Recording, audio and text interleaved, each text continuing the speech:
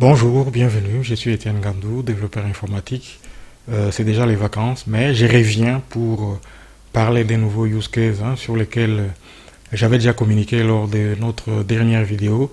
En fait, il s'agit d'un cas qui concerne les activités d'une église et les titres de notre use case d'aujourd'hui s'intitule Church Members. Il s'agit évidemment des membres d'une église.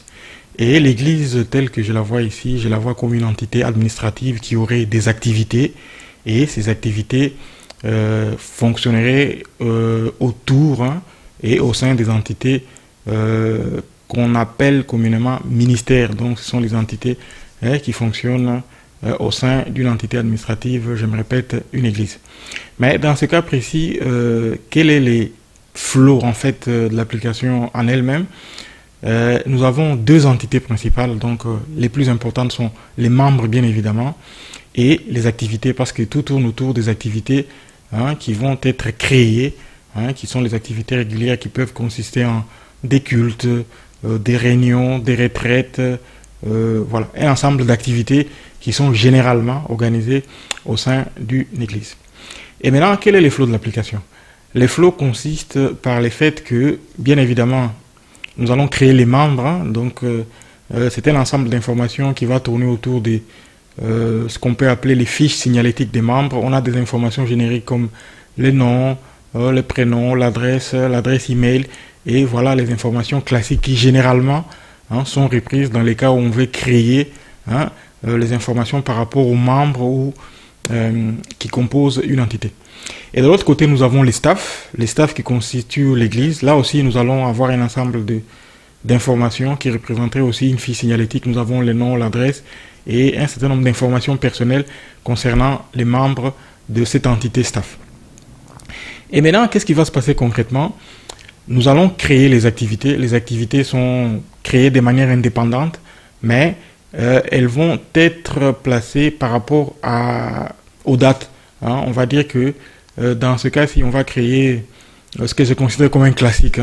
Donc, je vais utiliser Full Calendar pour créer les activités. Nous allons voir le titre d'une activité, sa description et peut-être les autres détails supplémentaires par rapport à l'activité. Mais, plus important encore, nous allons voir Start, c'est-à-dire les moments où l'activité va démarrer, et End, les moments où l'activité va se terminer. Ceci est important parce que lorsque Full Calendar va être généré, donc les informations qu'on va créer vont être sérialisées et générées sous forme de type de données JSON qui pourront être affichées dans le Full Calendar qui est un outil qui est créé en JavaScript.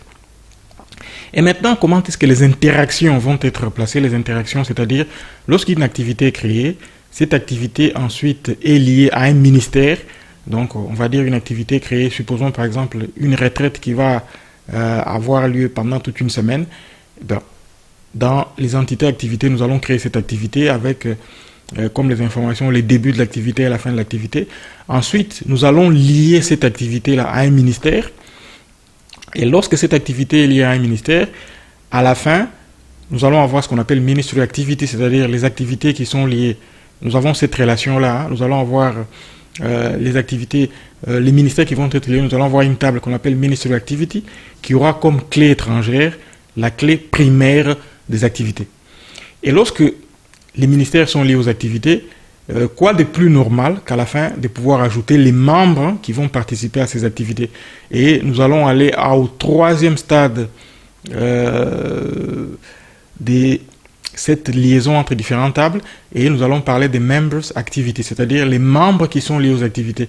Et dans ce cas-là, nous allons voir les membres. On va créer Member Activity, nous allons créer les activités liées aux membres qui auront une clé, comme clé étrangère, la clé primaire des ministères bien évidemment parce que nous avons déjà lié les activités au ministère et puis nous aurons également une clé primaire qui va renvoyer les informations par rapport aux membres, au ministère eux-mêmes et au Ministry Activity. Donc nous allons avoir une table qui va se trouver au troisième niveau qui aura comme clé étrangère la clé primaire des ministères et la clé primaire des Ministry Activity. Ça, c'est l'aspect technique parce que nous travaillons ici avec ce qu'on appelle Domain Driven Design et nous allons créer les tables pour respecter la normalisation par rapport aux tables hein, il y a toujours cet aspect pour pouvoir lier les entités les uns par rapport, hein, les unes par rapport aux autres. Voilà un peu l'aspect, ce que je peux définir comme les flots de l'application en elle-même et les implications techniques qu'il y a.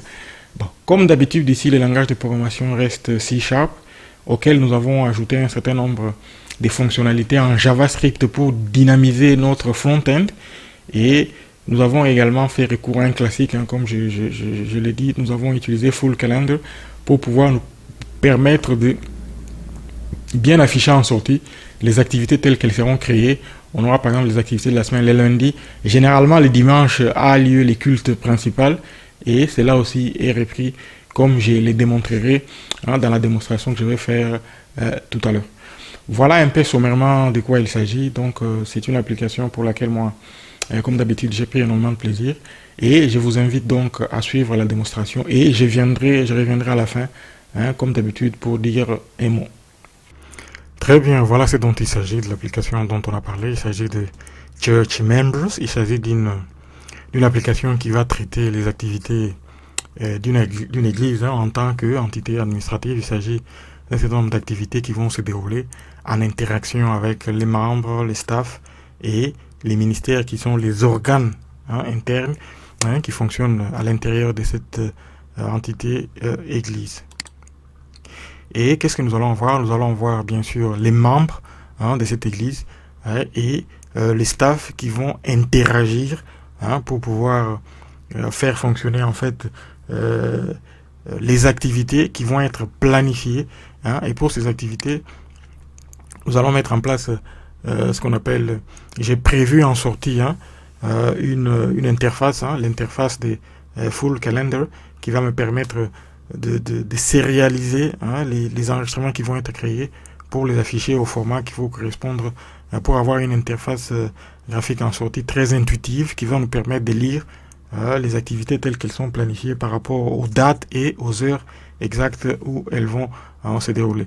Donc nous avons les activités et ces activités vont être liées au ministère et au ministère nous allons à la fin lier les membres et les membres vont être liés aux activités qui vont être dans un premier temps liées au ministère, les activités sont liées au ministère et puis à la fin les ministry activities, donc ces activités qui sont déjà liées au ministère vont à la fin, on va y ajouter les membres qui vont de manière effective participer à ces activités. Un autre aspect et non le moindre, c'est celui des contributions, donc c'est quelque chose d'assez important et nous allons voir comment on peut créer les contributions.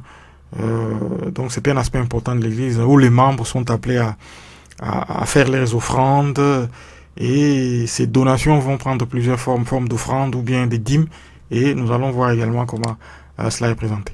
Maintenant pour ce qui concerne les aspects techniques hein, de l'application, nous avons utilisé un certain nombre de design patterns, hein, ce qu'on appelle, ce sont les méthodes agiles et dans ce cas précis comme d'habitude moi je travaille avec Domain Driven Design et nous avons Target Frame, le framework dans lequel nous allons travailler, c'est Entity Framework 7 et nous allons également utiliser Repository Pattern hein, qui j'utilise généralement, qui me permet de créer un certain nombre de méthodes qui vont interagir avec les bases de données et c'est Entity Framework qui va à chaque fois faire la persistance pour enregistrer les données qu'on va créer avec dans la base de données.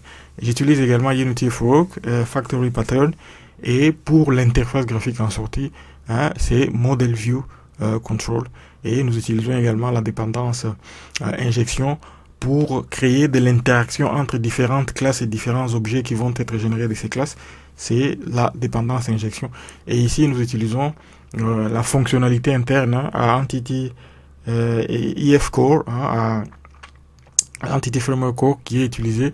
On peut également utiliser, par le passé, j'ai utilisé Autofac, mais ici, pas besoin de le faire. Nous utilisons directement ce qui est ce qu'on appelle built-in. Donc, c'est une fonctionnalité qui fonctionne à l'interne de Entity Framework lui-même. Voilà. Très bien, voilà donc notre application. De quoi il s'agit? Il s'agit ici d'un use case hein, qui concerne une église et l'application s'intitule Church Members.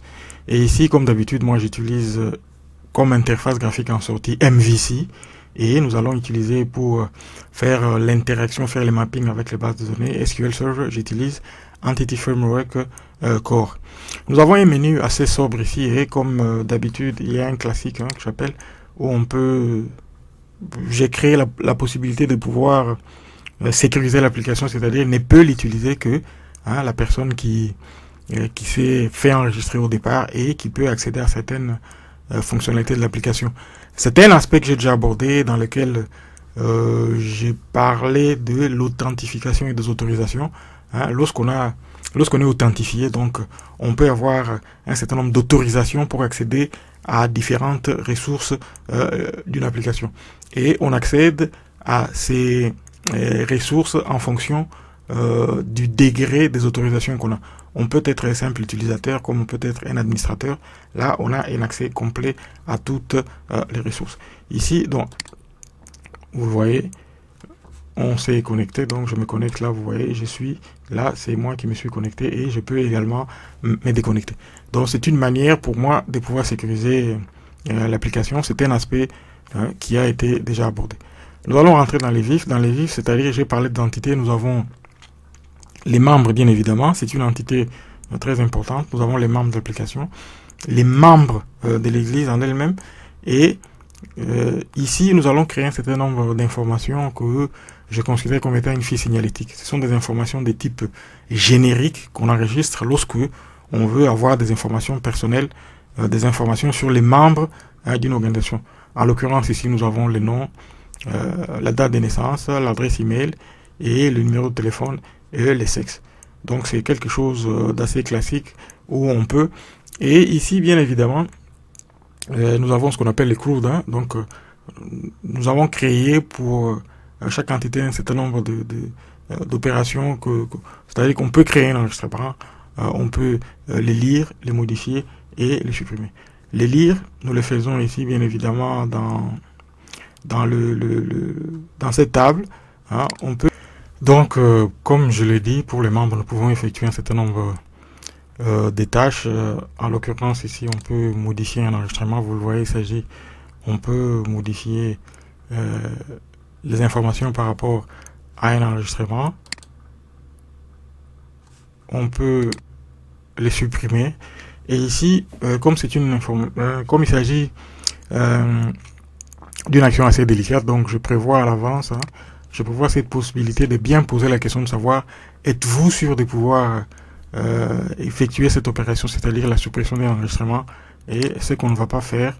Et voilà, nous retournons à notre grille de membres de l'Église. Et à part les membres, nous avons les ministères. Nous avons un certain nombre de ministères. En l'occurrence, ici, j'en ai créé 3. Nous avons les ministères qu'on appelle les ministères des couples, les ministères des jeunes et les ministères des anciens. Et à côté, nous avons aussi les staffs, bien sûr. Nous avons les membres du staff pour lesquels il y a un certain nombre d'informations aussi, qui constitueraient une espèce de fiche signalétique. Nous avons les informations. Ici, nous avons la date de naissance, l'adresse email, le numéro de téléphone et le sexe, bien évidemment. Et là aussi, nous pouvons effectuer ce que je considère comme un classique, c'est-à-dire les CRUD. On peut modifier, supprimer et créer un nouvel enregistrement dans tout ce qu'il y a de plus classique. Maintenant, ce que je considère le plus important, ce qui représente pour moi comme étant les points de départ de l'application, ce sont les activités. Nous avons ici, aujourd'hui en l'occurrence, nous sommes le jeudi 3 août 2023 et nous avons un certain nombre d'activités qui sont déjà planifiées pour le mois en cours. Nous le voyons ici, c'est un calendrier ici. J'utilise un outil que j'ai déjà eu à présenter à plusieurs reprises dans les autres applications. J'utilise Full Calendar. Donc, c'est un outil qui écrit en JavaScript et qui en sortie nous présente cette interface graphique très intuitive qui nous permet de lire de manière assez claire les informations dont il s'agit. Et pour le cas précis, ici, on va prendre par exemple pour le samedi 6 août 2023, nous avons 2 cultes qui sont prévus. Et en cliquant là, nous pouvons voir les détails. Nous avons ce qu'on appelle un culte dominical. Dimanche, nous allons en avoir 2. Le premier va commencer de 8h30 jusqu'à 11h30. Et le deuxième commencera à 11h45 pour finir à 13h45. À côté de cela, nous avons les activités qui sont planifiées au milieu de la semaine. Nous avons un culte le mercredi, donc le mercredi 9 août 2023. Celui-là commencera à 17h30 pour finir à 19h30. Et nous aurons également une veillée de prière, donc qui sera prévue le vendredi 11 août 2023. Mais comme la veillée va commencer, elle va commencer le vendredi à 22h pour se terminer le samedi. Nous avons ici une espèce de chevauchement. Hein, vous le voyez, nous avons une activité qui démarre le vendredi pour se terminer donc le dimanche. On commence le vendredi à 22h30 pour finir le samedi à 3h du matin. La même chose pour le dimanche qui vient, nous aurons un culte. Comme vous le voyez, je l'ai prévu. Généralement, les dimanches, certaines églises ont, dans ce cas précis, j'ai souhaité les faire aussi. Nous allons avoir 2 réunions. Donc, une réunion qui commence à 8h30 pour finir à 11h30 et la deuxième qui va débuter dès 11h45 jusqu'à 13h45. Et ici, nous allons le faire ensemble. Nous allons prendre pour le mercredi 23, nous allons créer un culte le mercredi, voilà, mercredi 23. Nous allons prendre culte du mercredi. Le statut de l'activité, c'est une activité qui est planifiée, c'est-à-dire qu'elle va venir, l'heure à laquelle elle va débuter. Je mets 17h30 et elle finira à 19h30 également. Et ici, je veux préciser, donc c'est un culte de mercredi 23 août 2023. Bon, ici aussi, je vais dire culte. Parce que, vous voyez, si je ne mets rien ici, j'ai la validation qui m'oblige, qui me dit, voilà, ce champ doit être obligatoirement rempli. Donc, je vais mettre culte du mercredi. Bon, pas plus de détails. Hein. Les détails que je mets ici vont m'aider plus tard lorsque je vais lier mes activités aux membres. Ça me permet de les différencier, de voir exactement à quelle date l'activité est prévue et de telle sorte que cela me permettra de pouvoir y placer les membres. Les dates sont très importantes parce qu'elles me permettent de savoir exactement de quoi il s'agit. Voilà, comme vous le voyez, nous venons de créer ces cultes. Hein. C'était pour le 23. Voilà, nous l'avons créé, nous avons les détails ici. Donc c'est le 23, ça commencera à 17h30 pour se terminer à 19h30. Et ici, nous allons également créer une veillée de prière parce que c'est une activité qui se déroule toutes les 2 semaines, par exemple, pour certaines églises. Donc pour le 25, je confirme, je prends veillée de prière qui va débuter à 22h et qui va finir le 26 à 3h du matin.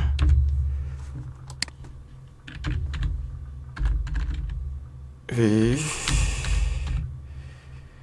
prière, je mets 25 août 2023.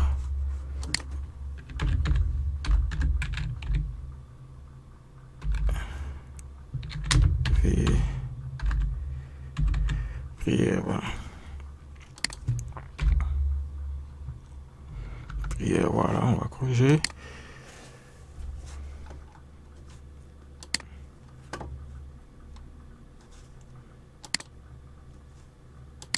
Elle est planifiée. Pourquoi j'ai planifié? Parce que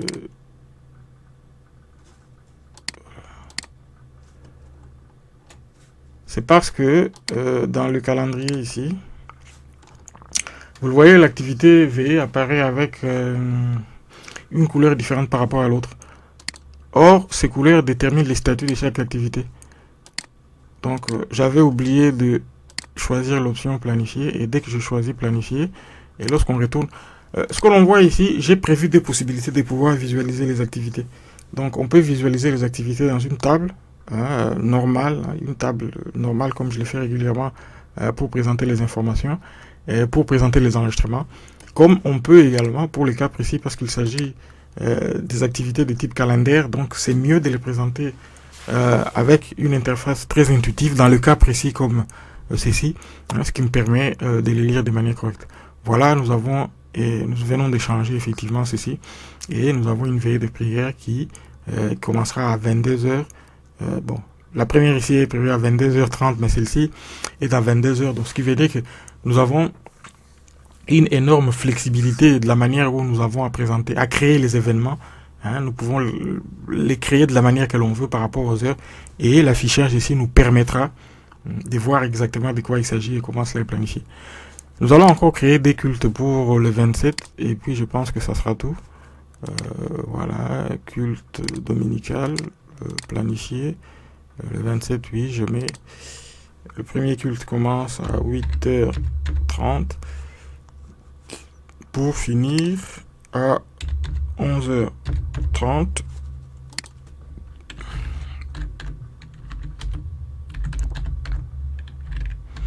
Culte dominical 1, il s'agit du culte numéro 1. 27, 08, 20, 23. Je mets également culte dominical. Voilà, très bien. Là, l'activité est créée, vous le voyez, nous avons un culte ici. Nous allons ajouter un deuxième et puis ça sera fini. Culte dominical, activité planifiée. Il va commencer à 11h45 pour se terminer à 13h45. Donc, je mets culte dominical 2, 27, 8, 20, 23. Culte de dominical, voilà. Voilà, je pense qu'ici ça suffit. Vous voyez, à chaque fois lorsque je crée un nouvel enregistrement, nous avons ceci qui apparaît à côté, c'est notre notification qui nous permet de confirmer effectivement que l'activité ou bien l'activité que nous venons de créer a été effectivement bien créée, a été ajoutée à notre base de données. Les activités ayant été créées, nous pouvons maintenant lier les ministères par rapport aux activités. Nous avons nos ministères ici. Et je vais par exemple lier les ministères des anciens. Je choisis par exemple, c'est une veillée de prière. La veille de prière du 25 août 2023, à laquelle nous allons ajouter les anciens vont effectivement y participer. Voilà, vous le voyez. Je choisis une activité et je viens d'y ajouter un ministère. J'ai ajouté un ministère, voilà. Ce ministère participera à cette activité. Et maintenant, on peut aller plus loin. On peut y ajouter les membres.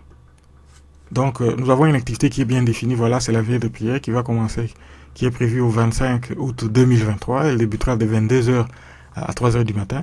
Et maintenant, je peux choisir un membre individuellement pour pouvoir l'ajouter à cette activité. Vous voyez, donc c'est Member Activity, la veille de prière du 25 août 2023, et qui participera Bruno Vink, et qui également Marie-Laure, je vais l'ajouter. Marie-Laure participera également. Qui d'autre? Albert Calend il participera également. Qui d'autre? Lambert Bondo y participera également. Voilà clairement ici ce qui nous permet de définir cette relation hiérarchisée où nous avons commencé par créer une activité. À l'activité, nous avons lié un ministère qui existe déjà dans l'Église. Et après avoir lié les ministères, nous allons maintenant y ajouter les membres effectifs qui vont participer à cette activité. Ceci nous permet clairement de pouvoir mettre en place ce type de relation qui est hiérarchisée et nous permet de respecter un design de notre base de données qui est très bien hiérarchisé. Et ceci correspond aussi à une logique effective de la manière dont les choses euh, peuvent se dérouler dans une organisation. Mais nous avons choisi, on pouvait partir aussi d'une autre manière, mais ces cheminements nous permettent de respecter une certaine logique par rapport à ce qu'on appelle les aggregate routes, c'est-à-dire la route principale ici de départ, pour nous, c'est celui des membres, non, des ministères. Donc les ministères qui vont être liés aux activités, nous avons les activités des ministères et ces activités déjà liées au ministère, ensuite on y ajoute les membres comme on vient de le démontrer ici. Un autre aspect intéressant que j'ai créé ici, c'est de pouvoir parler de l'aspect contribution. Donc c'est aussi un aspect important pour ce qui concerne les activités dans une église. Les membres d'une église peuvent également faire ce qu'on appelle des donations. Et pour les cas précis, j'ai prévu la possibilité de le faire ici dans un cheminement différent parce que sur la fiche signalétique qui présente chaque membre, nous avons la possibilité de pouvoir y placer une adresse. Nous pouvons placer l'adresse, par exemple, je vais dire host. Voilà, pour le cas de Martine Bombo, j'ai créé une adresse à elle. Mais en plus de créer l'adresse, nous pouvons parler d'un certain nombre de cet aspect de contribution parce que les membres non seulement participent aux activités, mais quelquefois, ils font aussi ces donations. C'est quelque chose de tout à fait normal. Et ça concerne quel ministère? Moi, je vais parler du ministère des Anciens. La date de la contribution, supposons que c'est aujourd'hui, 3 août 2023. Les montants de la donation, 300 €. Et les mots de paiement, donc c'est cash. Donc je peux appeler ça offrande. Donc c'est une offrande qui est faite et nous allons créer. Voilà. Ceci est créé. Nous voyons que pour le membre de l'église Martine Bombo, il a fait une offrande de 300 € cash le 3 août 2023. Donc c'est quelque chose qui peut se répéter parce que c'est assez récurrent, voilà, qu'on fasse une offrande. Ici également, bon, cash, je veux dire, elle paye par carte de crédit cette fois-ci, et j'appelle ça, voilà, dîme. C'est la dîme. Voilà. C'est un aspect important, normal, dans une église que les membres fassent des contributions. Donc j'ai jugé également utile de pouvoir présenter cela également ici. Et vous le voyez que cette activité peut être enregistrée. Elle est enregistrée pourquoi? Parce que dans certaines églises, je pense ici en Occident, il est possible, lorsqu'on fait des donations par exemple, et que ces donations sont enregistrées officiellement, l'Église peut délivrer des attestations fiscales à ses membres. Donc ces attestations fiscales peuvent faire l'objet des déductions fiscales, c'est-à-dire que donc les bénéficiaires de ces attestations fiscales peuvent bénéficier d'abaissement d'impôts, ce genre de choses. Bon, c'est quelque chose d'assez courant qu'on voit ici. Lorsqu'on bénéficie d'une attestation fiscale, cela permet de réduire les impôts qu'on a à payer. Et il est important que ceci soit enregistré. Bon, c'est une activité qui reste quand même assez discrète, mais chaque membre peut ainsi savoir exactement quel montant elle a fait pour un don et cela peut faire l'objet des déductions fiscales lorsqu'arrive le moment de déclarer ses impôts. C'est très important. C'est pourquoi ceci peut être enregistré et faire l'objet des déductions fiscales. Voilà un peu de quoi il s'agissait ici. J'en ai parlé de manière assez sommaire, mais pour le reste, vous le voyez, il y a certaines fonctionnalités que j'ai appliquées ici qui permettent de faire de l'export par rapport aux enregistrements qui sont dans cette table. On peut les exporter au format Excel, on peut les exporter au format... Attendez, je vais ouvrir en Excel. Vous le voyez, voilà, ceci est ouvert en Excel. Et je peux exporter cela au format PDF. Voilà, ceci est ouvert en format PDF. Je peux imprimer également, vous le voyez. Nous avons un aperçu avant impression de ceci. Voilà, j'annule. Et nous pouvons jouer sur énormément de possibilités ici pour rendre certaines colonnes visibles ou pas. Ce sont des fonctionnalités. L'outil que j'utilise ici s'appelle DataTable. C'est un outil qui utilise Ajax et jQuery, qui est très interactif, qui permet aussi, qui est très intéressant, que j'utilise parce que il est très interactif en front-end et il offre un résultat, à mon sens, qui est très intéressant, qui est très puissant. Maintenant, on va jeter un coup d'œil à l'application en elle-même telle qu'elle est écrite comme d'habitude. Je vais dire un petit mot pour finir. On va présenter un peu comment tout ceci a été fait. Comme d'habitude, bon, il s'agit d'une solution en C#, qui comporte 4 projets. Donc, nous avons les projets ici des types infrastructure. Vous voyez, Target, Frame, c'est .NET 7.0. C'est les projets en fait qui renferment toutes les méthodes génériques que j'utilise au travers des différents projets. Parce que ces différents projets sont liés les uns par rapport aux autres, par rapport aux dépendances. Et nous avons les projets qui renferment les entités parce qu'il s'agit de Domain Driven Design. Ici se retrouvent mes entités de base. En fait, ces entités sont les cœurs même de l'application en elle-même. Donc, vous voyez les membres, par exemple, voilà. Les membres, voilà l'entité membres, les ministères,